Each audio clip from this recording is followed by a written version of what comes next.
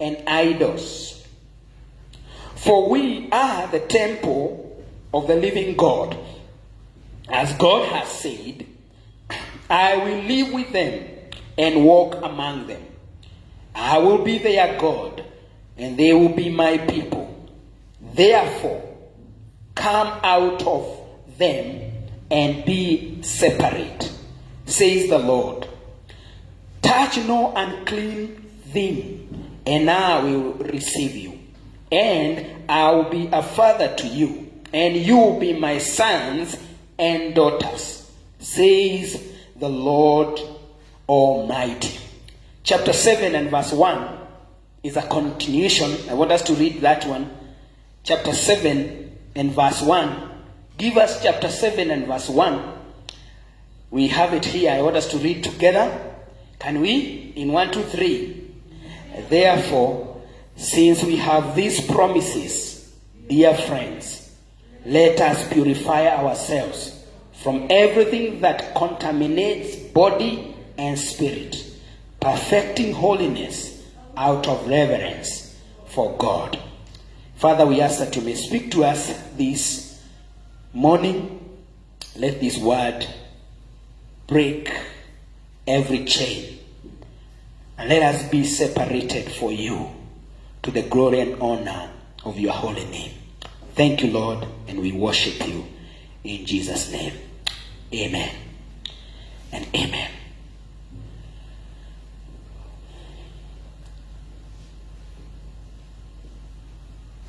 Be ye separate. Being separated in a connected world. Being separated in a connected world. Now, due to the advancement in technology, we all over the world have become connected. So connected that it feels odd when you are not connected to the internet nowadays. I don't know. I want you to look up. I don't know whether you've been of late in a place and for a whole day you never visited the internet. Maybe you lost your phone or you didn't have the connection. And people feel like there is something that is happening and I am not aware of. And something will happen and I will be left behind. And so we want to be connected every minute. Every minute. Whether in the church, sometimes there is a temptation to check the news. I have seen people reading the breaking news in the service. Because we don't want to be left behind. We want to be connected.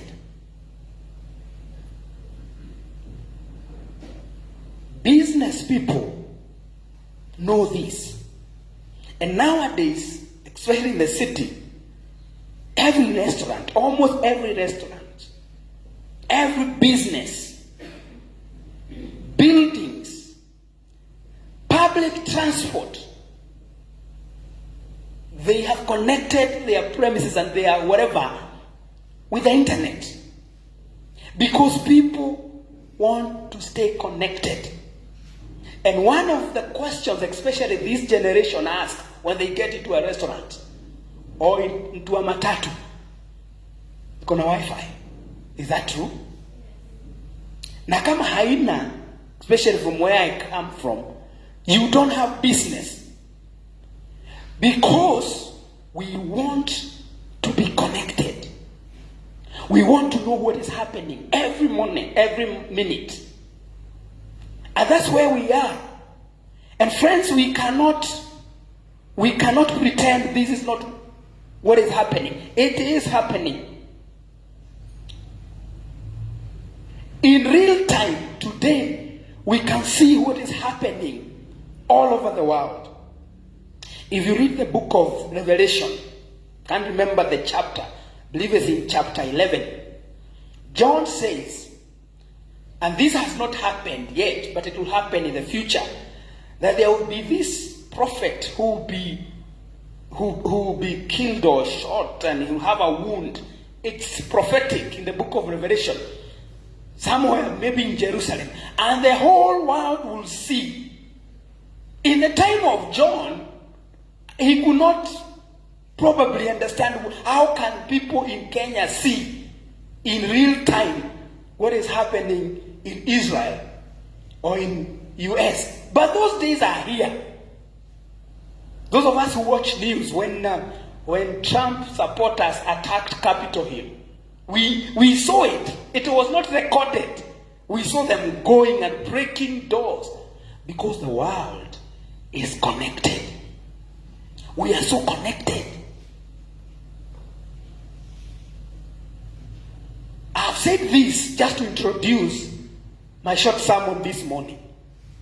How can we, the people of God, be separate in a connected world? Because we have been called to be separate. And I want you to mark the difference between separation and isolation. God is not calling us to isolate ourselves. Isolation is where we stay in one estate. We don't buy from shops of non-believers. That is isolation. That is not what God is calling us into. God is calling us to be separate. And this is what I'll be looking at as we continue. Well, the world today is so much connected. God's children are called to be separated. We cannot have revival until we separate ourselves unto God. We separate ourselves unto holiness. We separate ourselves unto righteousness. I'm going to that as we continue. You see, failure to be separated has quenched the fire in the church. And that's why often we have to be revived. Because we sometimes get so connected to the world that there's no difference. You cannot differentiate a believer from an unbeliever. And we have to be revived again, so that there will be a distinction between the children of God, the children of the world, the children of the light, and the children that walk in darkness. Let's go back to our text in the book of 2 Corinthians in chapter 6 verse 14.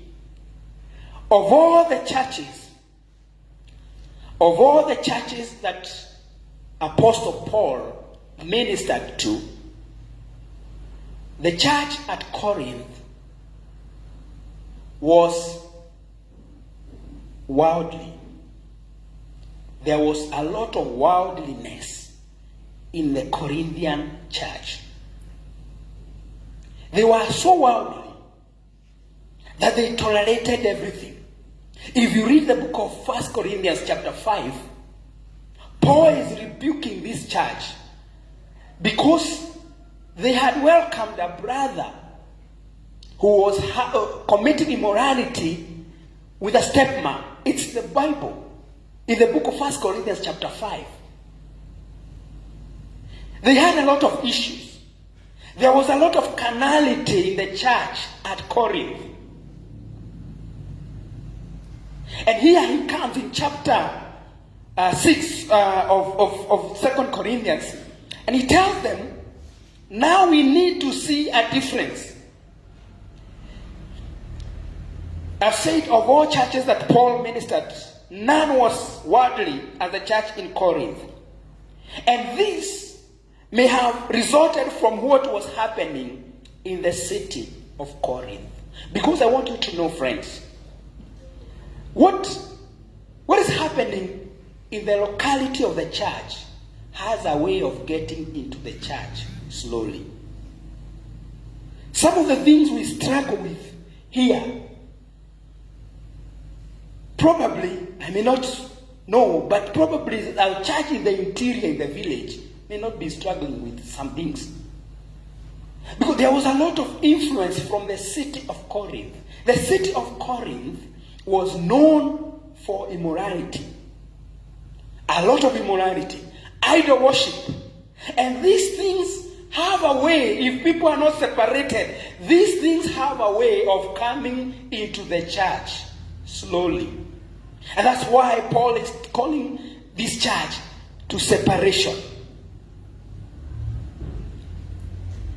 He called them to separation. There was a lot of idol worship in the city of Corinth. There was immorality. And I've said, if we are not careful, friends, the worldliness, the carnality in our city can easily get into the church and quench the fire of the Holy Spirit. So easy for the world to get into the church. And this is what had happened in the book, in the Corinth, the church at Corinth. So, 3 things, and then I'll be done in the next few minutes. From the text this morning, we need to watch out in these 3 areas. If we are going to experience revival and maintain it, it is one thing to be revived, but it's another thing to maintain revival. And revival is being on fire for God, passionate for God. When we are revived, we come back to prayer, and to seeking God, and to evangelism, and to living righteous lives. If we are going to be revived and maintain revival in the church, we have to watch out in these 3 areas that I'm going to cover this morning. And then we are going to conclude. Number 1, we have to watch our associations. You've got to watch who you associate with. Do not be yoked together with non-believers. For what do righteousness and wickedness have in common? What have in common? Or what fellowship can light have with darkness? Number 1, if we are going to experience revival and maintain the fire, we have to watch who we associate with. Your gang. Naitwa gang. Okay, nasikia watu Israeli mbogi yako. Inaitwa mbogi, Your gang. Your gang. The people you associate with. Now, this is the verse. Let me tell you in advance. This is the verse we will read for you when you come to us and tell us, Pastor, mimi nimepata mtu, tumependana, tunataka kuoana.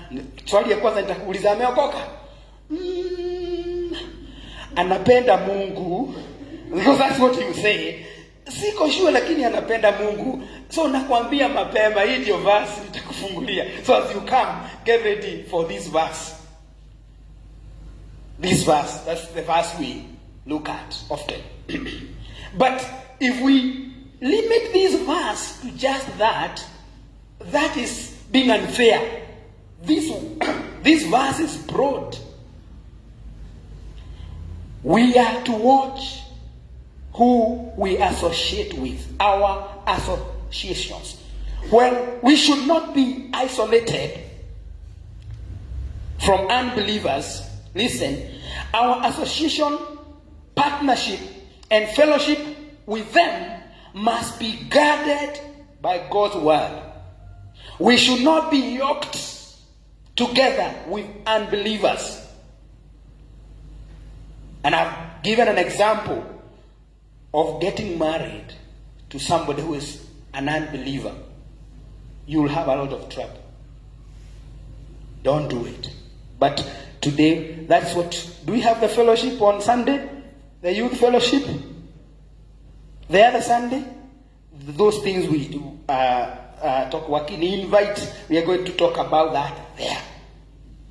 You see, if you are truly born again and separated for God, there will be a difference between you and the unbeliever. In your behavior, in your conduct, in your speech. Listen to this. In your dressing, in your habits, there will be a difference. You better say amen. Now, listen to this. If you are in agreement with unbelievers in all things, you never collide with them, you never differ with them, you have a problem. There must be a difference between the children of the light and those in darkness. When light comes, darkness goes. You go to your room tonight and put on the light, and what happens to darkness? Talk to me. The darkness go. Have you ever seen them sharing? Half wanakaa kwa nyumba giza nusu. Mi naomba hizi Mungu atuondolee kitu mask zitoke, because you know I cannot see how whether you are expressing your expression. May God. Can they share a room? No. That's what Paul says. What fellowship can light have with darkness? If you agree with your gang that is not born again in everything, something is very wrong. You must differ. At some point, you must differ. At some point, you must disagree. Because you are in the light and they are in the darkness. I said, when light arrives, darkness must flee. There must be a difference. Lazima kuwe na tofauti, wadada. Lazima kuwe na tofauti ya msichana ameokoka na yule hajaokoka, na hiyo hatuta compromise. Lazima watu wa mtaa waone tofauti. If they can't tell the difference, kuna shida. Nikikuja mtaa yenu, kwa sababu nitakuja siku moja niulize hapa kuna msichana ameokoka, kama sitaletewa wewe, si mujibu. Kama sitaonyeshwa wewe, kuna shida kubwa. Your associations, the people you associate with, can quench the fire in you. No matter how much you get revived here, if you don't watch your associations, it's just a matter of time. You start talking like the people you associate with. You like it or not. You start behaving like your friends. It is there. It's biblical. Bad company corrupts good morals. That is the Bible, the Word of God. 1 Corinthians, I believe, 15:33. And you cannot be in the wrong company and say, me, I'm saved. Me, they cannot affect me. Me, I cannot be affected. No, you will be affected. You will be like them. If we are going to receive revival and maintain revival in church, we've got to watch who we associate with. Number 2, for those who write, you got to watch what you tolerate. Now, these words have 2 letters that disturb some of us. What you tolerate. I'm very careful there. What you tolerate. The Corinthians church was known for tolerating sin. I've told you, can go and read 1 Corinthians chapter 5. And just like today, this word is very common. Acceptance. Just accept people the way they are. Just tolerate. Don't be too holy. Just accept people. That's how they were made. It's their right. My dress, my... No, mimi sijasema hiyo ni nini. Do you know what that statement says? Let people be what they... Now that is acceptable there. But we are going to maintain revival and the fire of the Holy Spirit in the church. There are no human rights here. There is the Constitution, and that is the Word of God. And we have to live by it. Let's say amen. There's a lot of tolerance. You've got to watch what you tolerate. You see, God will never lower his standards in order to accommodate human rebellion. God, there will never be an amendment to this constitution. We have BBI. We can amend the constitution of Kenya, of US, has been amended so many times, but this will never be amended to accommodate our feelings, to accommodate the times we are in. The Bible will never be amended.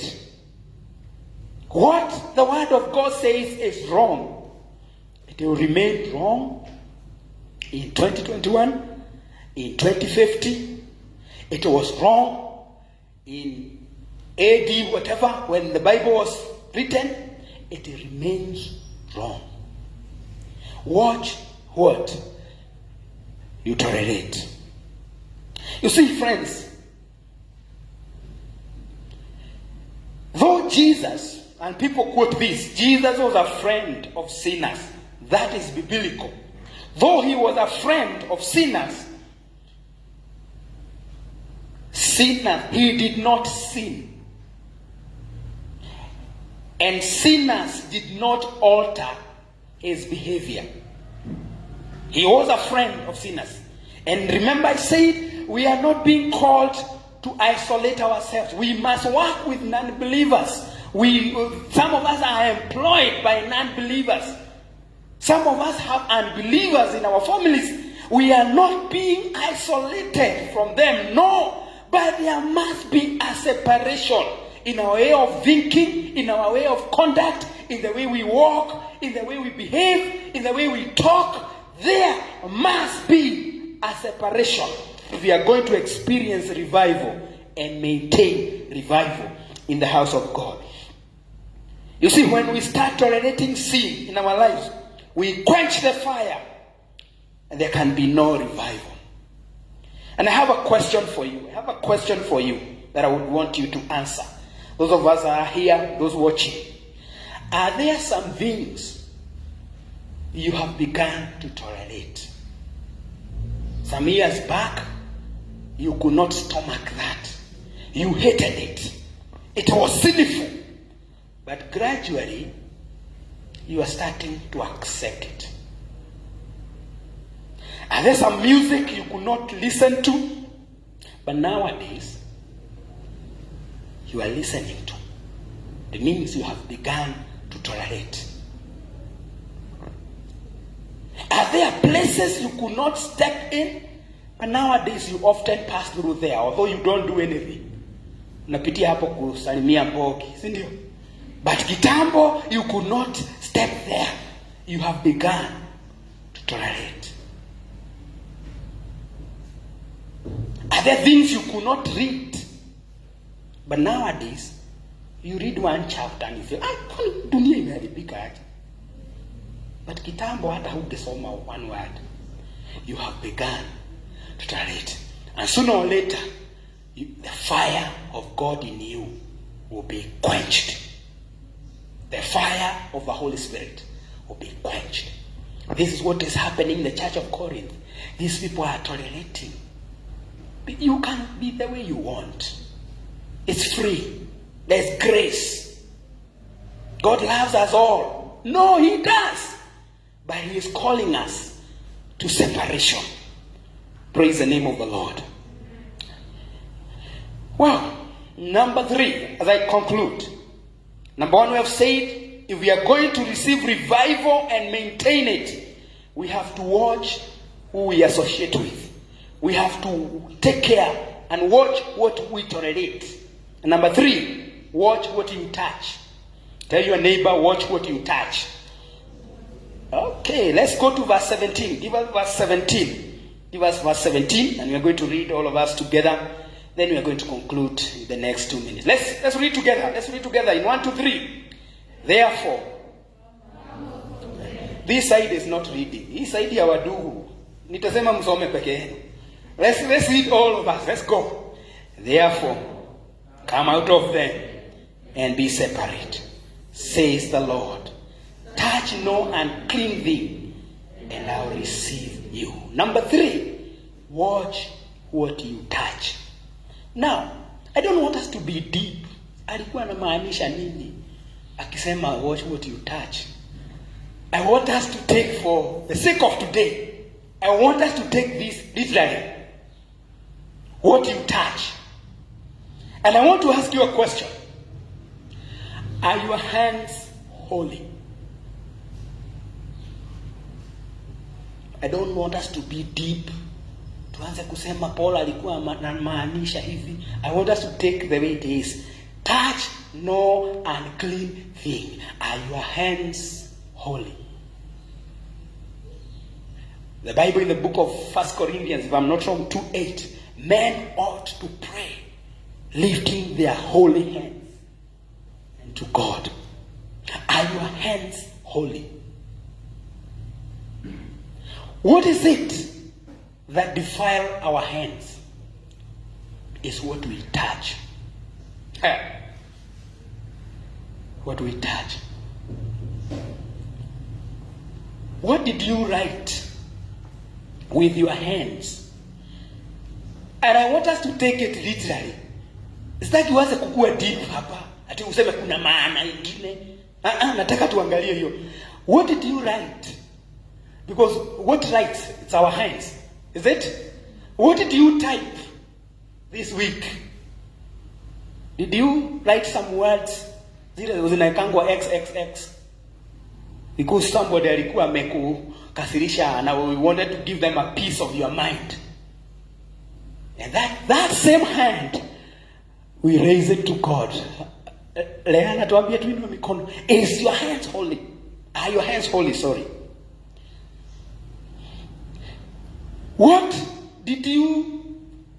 Which websites did you visit? Because you used your hands. Oh, Mwazani. Wow. Where did you visit with your hands? With these hands you can visit wherever. Are they holy?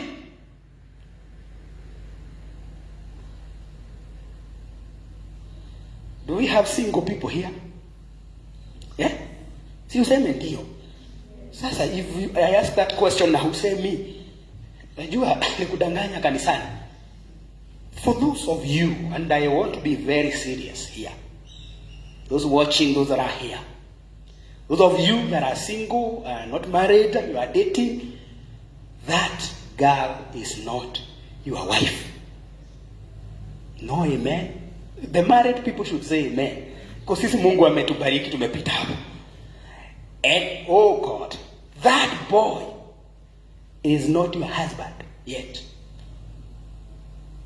Don't defile your hands. God. Nitasema hata mkiniangalia vibaya. Where did those hands go? So that when we come on Sunday, we lift our holy hands to God. Are they holy? Hapa naona nitaandikiwa SMS. Niambiwe umeenda sana. It's okay, I'm ready for that. But praise the Lord. Don't defile your hands.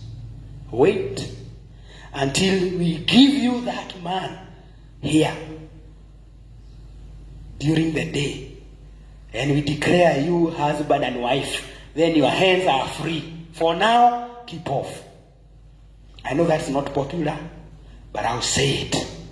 Don't defile your hands.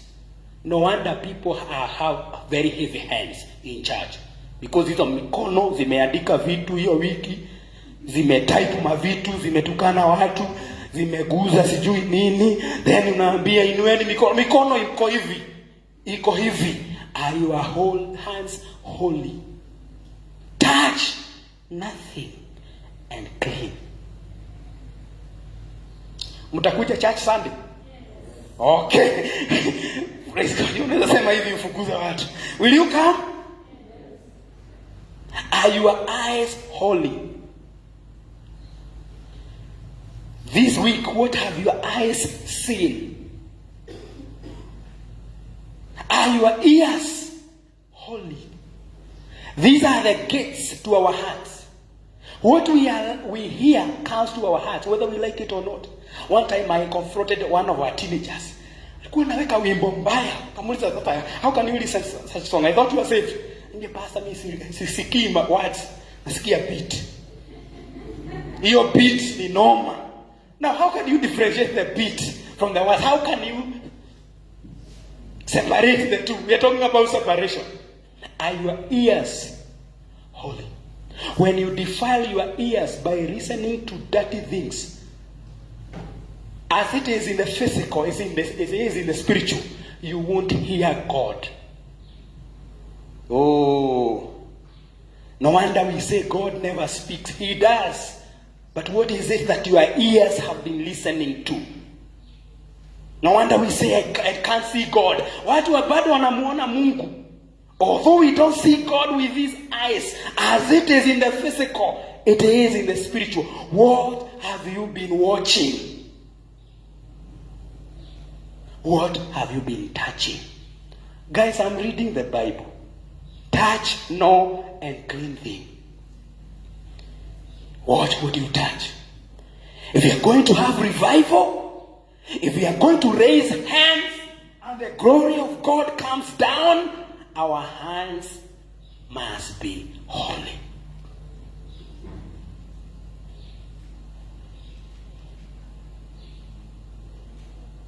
All these, your hands, your eyes, your ears are the gates to your heart. And when you are not careful,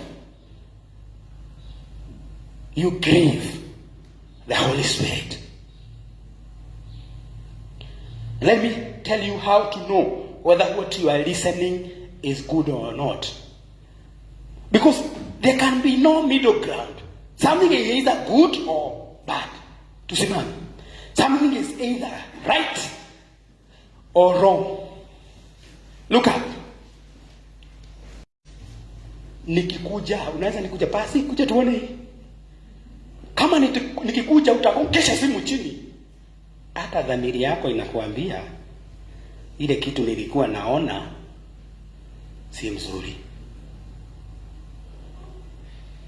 Naona watoto kuna channels ambazo watoto hawastahili kuwatch kwa nyumba. So nikiwa area wanakuanga kidole imewekelewa, wanaona hiyo lakini kidole iko kwa cartoon.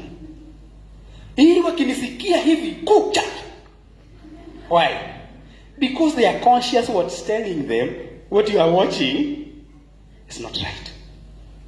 Whatever you are watching, whatever you are listening, can you call the other brothers, Karis, Dan, kujeni tuone? If you can, kama unaiona ukiwa kwa nyumba umejifungia, your conscience is telling you it's wrong. Touch nothing unclean. Give us chapter 7 and verse 1 as we pray. And I want us to ask the Lord, clean my hands, clean my hands, clean my ears. Let's read together. As we finish, 1, 2, 3. Tusome hata kama nimekukanyanga, soma, ni neno la Mungu. Let's read, 1, 2, 3. Therefore, no, we cannot read like that. This is the word of God. We have to put some vigor na tuache kujishika. Hakuna baridi sana. Let's read. This is the word of God. Let's read in 1, 2, 3. Therefore, since we have these promises, dear friends, let us purify ourselves. Everything that concerns body, spirit, perfecting holiness if we are going to experience revival, we must purify ourselves from everything that contaminates body and spirit. Are your hands clean? Are your ears clean? Are your eyes clean? God is merciful. If we are going to experience revival, we have to ask God to forgive us. Have we given bribes with our hands? That it's the hands. We use the hands. Hiyo mkono ilipeana hongo, hiyo mkono unawekea Mungu aibariki. Inakuwa ngumu. Hiyo mkono ilishika kitu haistahili, juu unaweka Mungu nipe. Inakuwa ngumu. Let's bow before God. You know yourself. God is merciful. In a minute, ask the Lord to cleanse your hands. Father, every one of us, you don't have to shout it. You know whether your hands are clean, your eyes, your ears. Father, we need revival. And revival cannot come unless we take care of our associations, unless we take care of what we touch, unless we take care of what we tolerate. And this morning, dear Lord, we ask that you may have mercy on us. Forgive us, mighty God. Have mercy on us. Have mercy on us. That when we come to the house of God and raise our hands to you, they will be holy hands, acceptable in heaven. Father, we ask that you may have mercy on us. Cleanse us from all unrighteousness. Some of us have touched unclean things. Therefore, there cannot be revival. We have grieved your spirit by what we watch, by what we listen to, by what we touch. Father, we ask for mercy. Father, we ask that you may forgive us. Father, we ask that you may cleanse us. Have mercy on us this morning. Revive us again, oh God. Some of us need to go and break the people we associate with, our associations. Give us grace, oh God. Some of us have begun to tolerate some things, some music, some things we have invited in our lives. We ask that you may forgive us. And from now, oh God, help us to be separate in this connected world, because you have called us to be separated. In Jesus' name we pray. Amen. In Jesus' name we pray. Let's appreciate the Lord with a clap. Amen. While you are still standing, could be here, you are not born again. You'd want to give your life to Jesus. Are you here? You want to give your life to Jesus? Raise your hand. We are going to pray with you. Are you here? Right. If all of us are born again, let us not touch anything unclean. Nataka tu tukiwa tumesimama tutoe sadaka zetu. So don't sit down, go to your basket.